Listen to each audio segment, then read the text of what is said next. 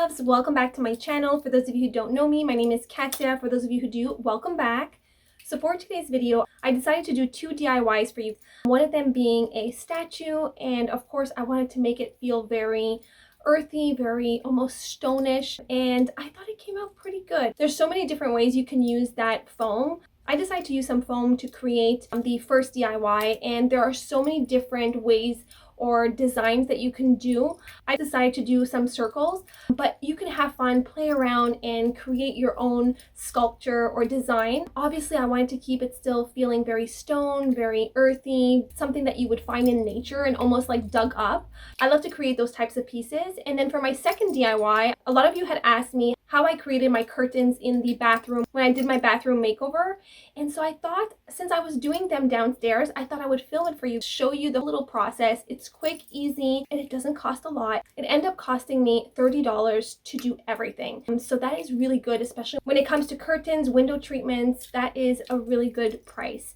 So I decided to share it with you, share the process. If you don't have a sewing machine, I'm sure you can hand sew, or you can also maybe use a glue gun. So there's so many different ways, but I thought I would still put it in this video and share the little DIY since a lot of you did ask. But before we get into the video, I wanted to say a big thank you to Dreo for sponsoring this video. If you don't know about Dreo, Dreo is an air purifier tower fan, and it came right at the perfect timing. I received the fan and my air conditioning actually broke, and it has been a week because we called the air conditioning guy. He couldn't come until Wednesday, which is coming up this Wednesday. And so we have been sitting in heat at 35 degrees, but here in Canada right now it is summer, and it is a hot summer. It is very humid. It couldn't have came at a more perfect time. So I got the model MC7106, and it has super strong wind. It has a high airflow speed. It really reaches far. I put it at the end of my bed, and it is blowing some wind, and I love how it purifies, and it's also a fan at the same time. It's super quiet. So for those of you who don't like the noise, it is a very quiet air purifier. And what I love too is that since I've been talking about doing things for, to better my health, and obviously air quality is a plus. So it came at a perfect time, and it's purifying my air in my bedroom and in the house, wherever you decide to put it. And that is so important to me because we are breathing in all kinds of crazy, dirty air. For someone who has asthma and for someone who has a lot of autoimmune, I feel that dust is not our best friend.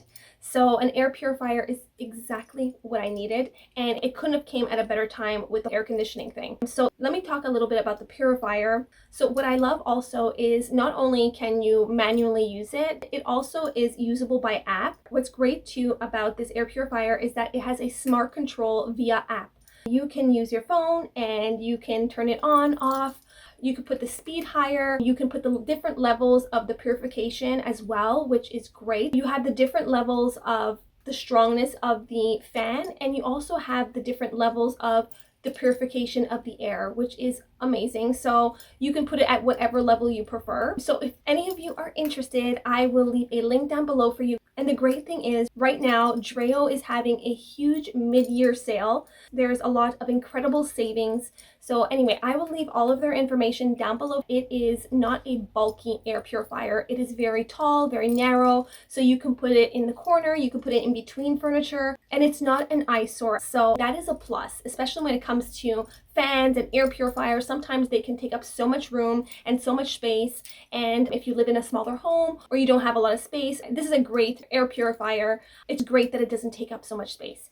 So that being said, let's jump into the first DIY. Enjoy.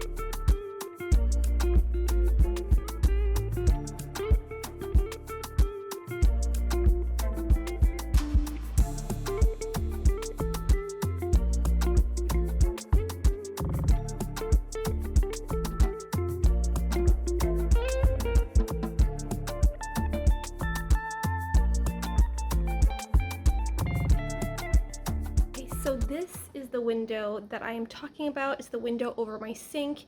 I feel as though it's a little bare and it needs a little bit of window dressing, and I've never thought of putting a curtain there. I never found the red curtain to put there, so I thought doing the same thing that I did upstairs in the bathroom would look pretty there and finish up the window. Also, I don't want something that is thick and that won't let the light come in, because I love the light. I am obsessed with light in the house, so I wanted something a little bit more thin and something that I can put up and down if ever I wanted to. So let me show you which fabric I end up finding. Let me go get it. So here are the curtains that I end up finding at the thrift store. I end up paying $6.99 each. I'm gonna keep one for my mother. She actually wanted me to do the same curtains for her in her bathroom, and I'm probably gonna need one. So they are these beautiful mix of stripe and mix of beige and ivory, and I thought that they would look so beautiful. I love the texture. It has like a linen-y feel. So we're gonna go ahead and start measuring and cutting. What I'm gonna do is get rid of the top. I don't like this as my top. I want it to be more simple, so I'm probably gonna go ahead and cut it and then fold it over and sew. So let's go ahead and start cutting to the right dimensions of the window, and then there's several different pieces. So I'm gonna try to show you as best as I can. So let's go ahead and start cutting, measuring, cutting, and then jump into sewing. Okay, I realized I wanted the curtains to go horizontal, but my curtain is not big enough for my window, so the lines are gonna have to go vertical. So I hope that it's gonna look as nice, but we're still gonna go ahead and do that because I still love them. And so yeah, they're gonna be vertical.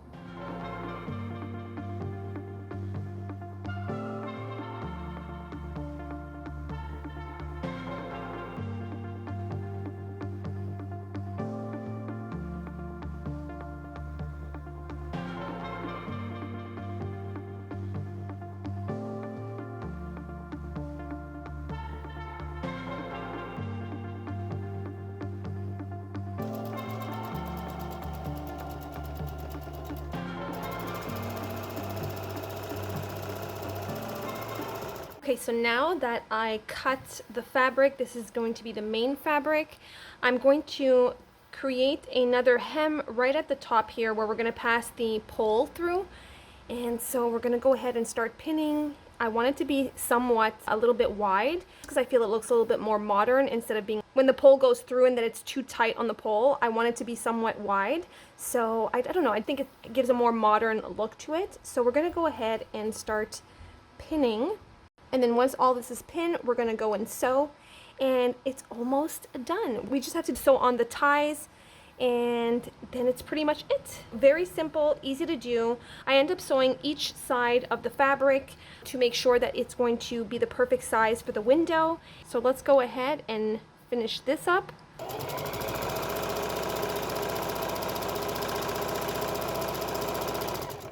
Okay, so this is done. Now we're going to take this part, put it to the side, and now we're going to start sewing up the ties. I just wanted to show you the back of it again because we are going to be sewing the ties, the double ties, 2 on each side. So it's going to be a total of 4 ties in total, so 1 at each extremity so that we can pass it over. I'll show you after, but so we can put 1 in the front, leave 1 in the back, and then tie them up so that they do that whole ripple effect. So let's go ahead and start, put this aside and then move into the ties. So I had enough left over of the piece that I cut off one of the curtains. So total of how much fabric I'm going to use is 1 curtain. So we're going to go ahead and cut this into 2, and then we're going to put it like this and then sew it to create a tie wrap. So let's go ahead and start cutting this long narrow piece that I had left over, which is the perfect amount. And then we are going to cut this piece in half like this, all the way down. I'm not using a ruler, which you probably should, to make sure that the straps are even. I am someone that likes to wing things. You know, things don't always have to be perfect. So you know I love my wonky, wabi-sabi look, so I'm getting as close as I can to what I think is pretty even. And if you want to go ahead and measure, you should. I'm not recommending to do what I do. I'm doing the lazy way, if you will. But for me, it's always worked. That's how I love to do DIYs and create. I'd like to go and do things on a whim and see what the result is. And that's the fun part. 2 pieces, perfect. Now all we have to do is pin these like so, fold them over, pin it, and then sew, and then invert it, and then flip it over. And then you will have the perfect little strap. What I also like to do, I'm not sure I'm gonna do it, but I might, to make it look more finished. Once I flip this over, you can, obviously I'm going to iron everything and press it all down. But what I love to do is I do another stitch on one side, I do another stitch on the other side, and I feel that it makes it look a little bit more finished, more luxurious, more expensive looking, I guess. So anyway, we're gonna go ahead and do that. This is gonna be the inside, but once I flip it over, it's gonna be not so finished, I feel. So I'm gonna press it and then I will show you what I mean. Straps are done. This is what I was trying to tell you. I flipped it over, then created a hem on this side and then another one on this side. Now I'm going to iron and press it, but I feel as though it creates a nicer finish to the ties. So anyway, now what we're gonna do is take these 2, fold them in half because they are super long. So we are going to fold them in half and then take the other piece of the curtain. So we are going to sew them right where the hem is at the bottom here, so you don't create another hem there. So we're going to pin them, I would say halfway. Now's where you need to measure. So I'm going to go by the lines, and obviously I'm going to wing it, but if you want to measure the whole length of your fabric here at the top, then you can. So I'm going to pin one right here, which is not completely at the end of the window. It's in the middle. You want them a little bit more in the middle. So not too in the middle, so I would say that you should leave a little bit about this much at each extremity. I think you should leave about this amount here at each extremity, maybe a little bit more. So let's go in the middle of this. So I am going to pin this right here, like so. And then I'm going to go again here, fold it over, see where the other end of the curtain goes, and then you can see that I pinned mine here, so the other one is going to go right here. So we're going to go ahead and pin that as well. So fold this over, and then we are going to pin it right here on the inside, like so. So there you go. It's pretty even. We have it on each side now. So now we're gonna go ahead and sew these. Okay, so I end up sewing it. I opened it up, sewed in the middle, and now it is officially at the top there. So you're gonna pass one on the top and keep one at the bottom here. Now we're gonna go ahead and put up the pole so that we can finally put up the curtain. But I'm also going to iron it as well. I want to steam, I want to press everything, make sure everything looks finished, and yeah, so let's go ahead first and press, and then I'm going to put up the pole, and then the curtains are officially done. So I mean, it's not complicated, super easy, an easy way to dress your smaller windows in your house. I loved it in my bathroom, and I thought it would look perfect over my sink in the kitchen. So super happy. I hope it looks as good as what I think it's gonna look like.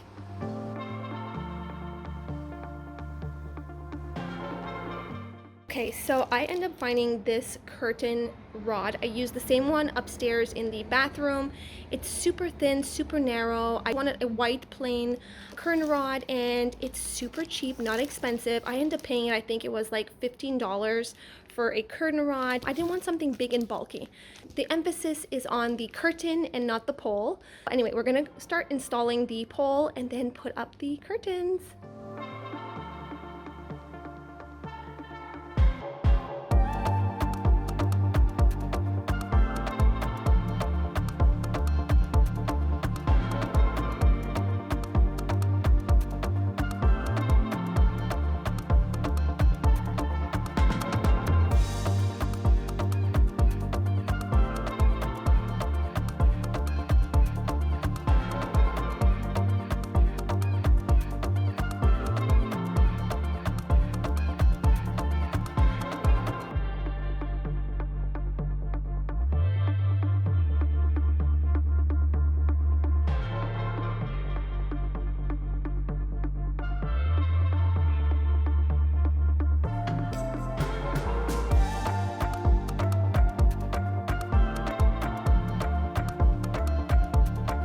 I hope you enjoyed this video. Comment down below, let me know what you think, if there are other things that you would like to see in my next videos. And of course, thank you all so much for watching.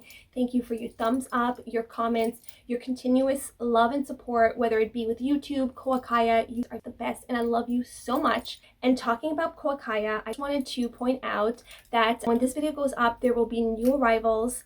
Actually, I am wearing some of the new arrivals and I wanted to put in this video because it's so cool. I spoke to you about new pieces coming for the ears.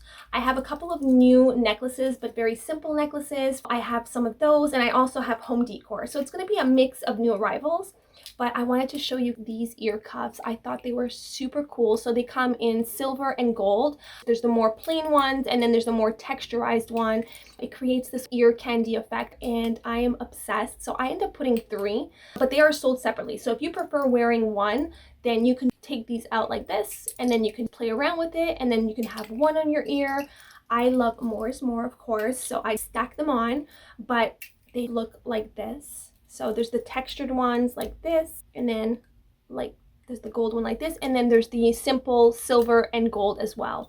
So if you are interested, they will be available. So I don't have a huge amount again. So when they sell, they sell pretty quick. So if you're interested, I will leave the link down below. So for my next video, I probably will be doing, I think I'm going to do maybe a come thrift with me or some sort of come shop with me somewhere. I think that's what I'm going to do for my next video. So anyway, stay tuned. You know I love to do things on the whims. So anyway, love you so much. I will see you next time. Mwah. Bye.